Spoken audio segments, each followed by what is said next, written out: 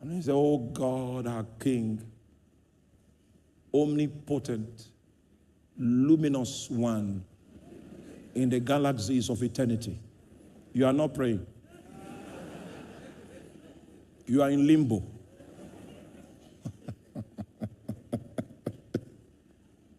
Everything was in it. You know, as a married man, if me and my wife have a misunderstanding,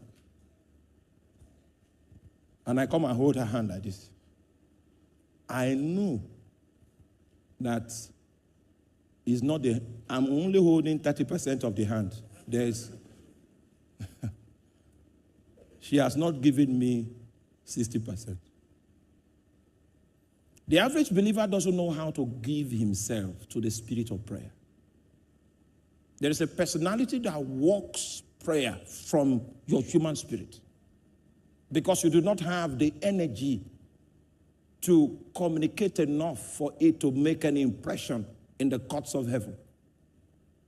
So the prayer protocol, the prayer process is driven by the spirit of prayer. But you see, it's what you give the spirit of prayer that he works with.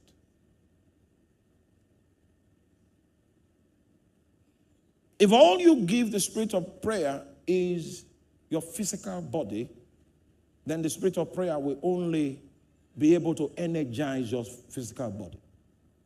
If what you give is your mind, then that's the tool that the spirit of prayer has to orchestrate its ministry of bringing your voice before the throne of grace. In the scripture we read in the book of Hebrews chapter 5 verse 7, Jesus' body, Jesus' spirit, Jesus' soul was fully immersed in the act of prayer. Are you still with me? I don't know. There's an example I want to give, but it's not a church example. That's the problem.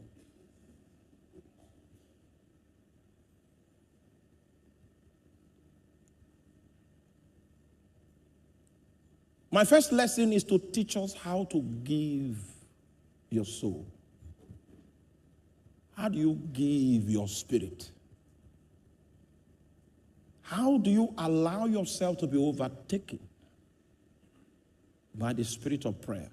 Because for many of us in this room, you have never experienced that intercourse with God where God sweeps you off and you are no longer in charge. And then he releases you from detention 3 hours later. Many of us here have never experienced that. Not because you are not powerful enough. I've heard of your stories. But the problem is, you don't know how to give yourself to the spirit of prayer. Are you here? Prayer contains the total man. I had to go reading the hymns of the 18th century. Because in the hymns of the 18th century, I found testimonies in some of the hymnals that revealed great lives of devotion in the saints that wrote these hymns. So I got one. This is what the saint wrote in his hymn. He said, "It is not enough to bend the knee and the words of prayer say.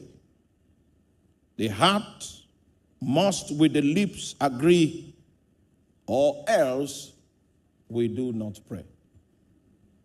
There must be that point where your heart and your mouth meet in agreement, because it is possible for your heart to be saying something and your mouth to be saying something else.